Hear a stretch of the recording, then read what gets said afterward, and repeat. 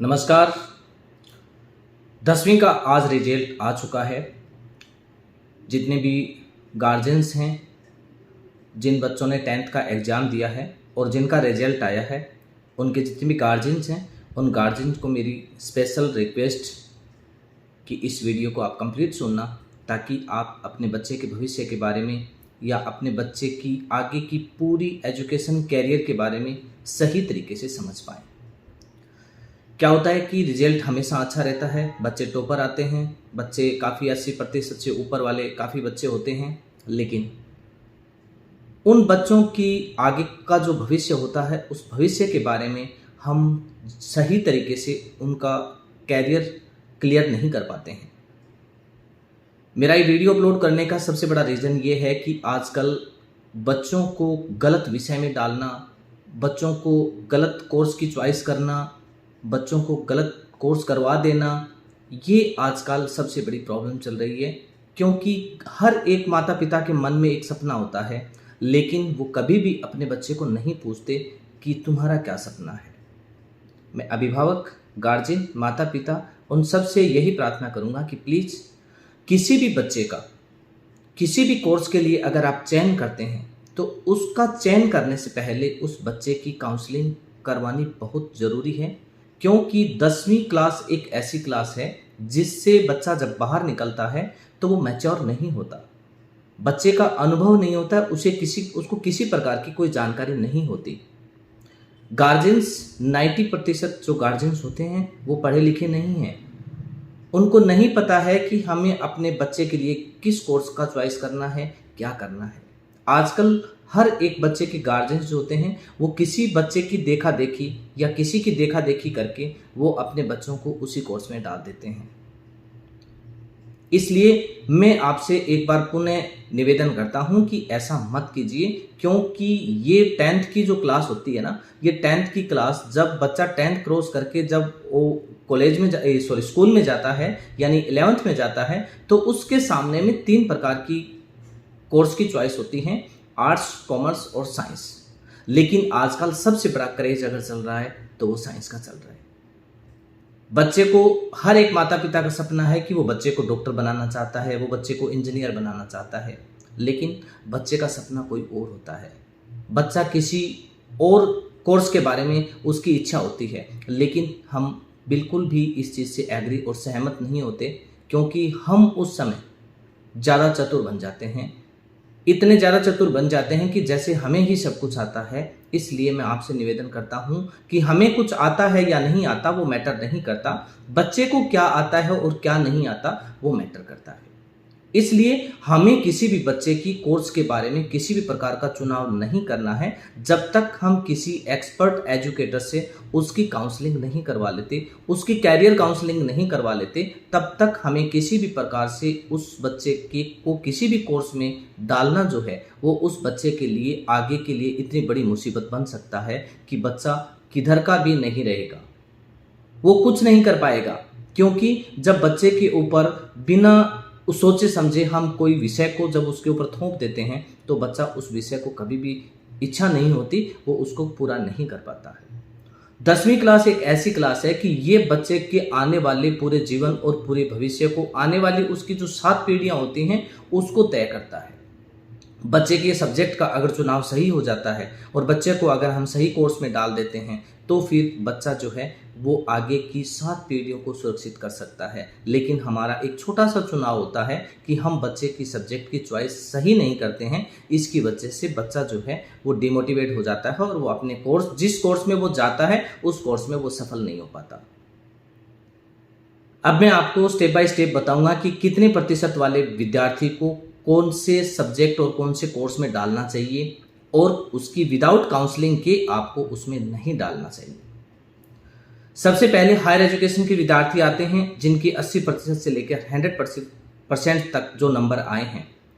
ऐसे विद्यार्थियों के लिए कुछ कोर्सेज हैं, जैसे कि मेडिकल आप साइंस में डाल सकते हैं और साइंस में डालकर उसको मेडिकल, इंजीनियरिंग आदि जो कोर्सेज हैं इनके अंदर आप डाल सकते हैं। लेकिन उससे पहले बच्चे की काउंसलिंग होनी चाहिए, क्योंकि उससे पहले कि आप मेडिकल कॉलेज, मेडिकल डिपार्टमेंट में डालते हैं या फिर बच्चे को आईआईटी इंजीनियरिंग में डालते हैं साइंस स्ट्रीम को लेकर, मैथ को लेकर या बायो को लेकर, तो बच्चे का इंग्लिश का स्ट्रॉन्ग होना बहुत ज़रूरी है। अगर आप बायो में डाल रहे हैं तो बच्चे का विज्ञान का जो सब्जेक्ट है वो बहुत ज़्यादा मजबूत होना चाहिए और उसके साथ उसका इंग्लिश का जो सब्जेक्ट है वो काफ़ी स्ट्रॉन्ग होना चाहिए। अगर बच्चे की साइंस स्ट्रॉन्ग अच्छी है, विज्ञान अच्छी है और उसकी इंग्लिश अगर अच्छी है, तो ही आप बच्चे को मेडिकल में यानी नीट के लिए तैयारी के लिए आप उस बच्चे को डाल सकते हैं। परसेंटेज मैटर नहीं करेंगे। परसेंटेज मैटर इसलिए नहीं करेंगे कि अगर बच्चे की इंग्लिश स्ट्रांग नहीं है तो वो बच्चा मेडिकल कोर्स को क्वालिफाइड नहीं कर पाएगा, उसको बहुत तकलीफ होगी। अगर उसकी विज्ञान स्ट्रांग नहीं है तो वो बच्चा बायोलॉजी के सब्जेक्ट को कवर नहीं कर पाएगा, क्योंकि वो उसके लिए प्रॉब्लम खड़ी हो जाएगी उसके लिए। अगर बच्चे की मैथ अच्छी है और इंग्लिश अच्छी है तो ही आप बच्चे को आईआईटी के अंदर डालना। अगर बच्चे की मैथ स्ट्रांग नहीं है और इंग्लिश स्ट्रांग नहीं है, पीछे से अगर वो 10 वर्ष तक पढ़ते आ रहा है और उसकी मैथ अच्छी नहीं है और इंग्लिश अच्छी नहीं है, तो आप 2 साल के अंदर उसके बच्चे की मैथ और इंग्लिश सुधार नहीं पाएंगे। इसलिए उस बच्चे को आप मैथ में मत डालना, आईआईटी में मत डालना। अगर बच्चे की मैथ रियली स्ट्रांग है और बिल्कुल बच्चे की इंग्लिश काफ़ी स्ट्रांग है तो ही आप बच्चे को आईआईटी में डालना। वो बच्चा 100% 1 से 2 साल के अंदर क्वालिफाइड कर लेगा। 80% से लेकर 100% तक अगर कोई बच्चा आर्ट्स में है और आर्ट्स सब्जेक्ट लेना चाहता है तो ऐसे बच्चे जो हैं वो आईएएस, आरएएस इस प्रकार की तैयारियां जो हैं वो आगे जाके, यूपीएससी की इस प्रकार की तैयारियां जो वो कर सकते हैं आगे जाके। 60 से 80% में अगर कोई विद्यार्थी है तो उन विद्यार्थियों के साथ आप ज़्यादा जोर ज़बरदस्ती न करके उन बच्चों से अच्छी कॉलेज, बढ़िया अच्छे परसेंटेज के साथ उनको और अच्छे स्कोर के साथ और अच्छे विषय के साथ काउंसलिंग करवा के उन बच्चों को कॉलेज में डालिए कि वो बच्चा आर्ट सब्जेक्ट में डाल सकते हैं। कॉलेज में 12th के बाद आएगा, लेकिन आप आर्ट सब्जेक्ट में डाल सकते हैं। यानी कि आप 11th के अंदर आर्ट सब्जेक्ट के अंदर अगर डालेंगे तो उस बच्चे के लिए जो है वो काफ़ी स्ट्रॉन्ग रहेगा। 40% से लेकर 60% के बीच में अगर कोई बच्चा है और कॉलेज में अगर एडमिशन नहीं हो पा रहा है तो ऐसे बच्चों के लिए आप कुछ कोर्सेज हैं जिन कोर्स की चॉइस आप कर सकते हैं, जिसमें आईटीआई का कोर्स होता है, कंप्यूटर के काफ़ी कोर्सेज होते हैं और स्किल डेवलपमेंट के काफ़ी कोर्सेज होते हैं और ट्रेड के काफ़ी कोर्स होते हैं। ये सब कोर्स अगर आप करवाते हैं तो 10th के बाद अगर बच्चा 18 वर्ष का हो जाता है तो वो बच्चा जब तक 18 वर्ष का पूरा होता है तब तक उसके कोर्सेज भी पूरे हो जाते हैं। फिर वो बच्चा 10th पास में कोई भी वैकेंसी जो निकलती है उस वैकेंसी में ट्रेड के माध्यम से या डिप्लोमो के माध्यम से वो अपने फ्यूचर को आगे जाके स्ट्रॉन्ग कर सकता है। ऐसे में आप उन बच्चों को इन प्रकार के कोर्स में डाल सकते हैं अगर उनका कॉलेज में एडमिशन नहीं होता है।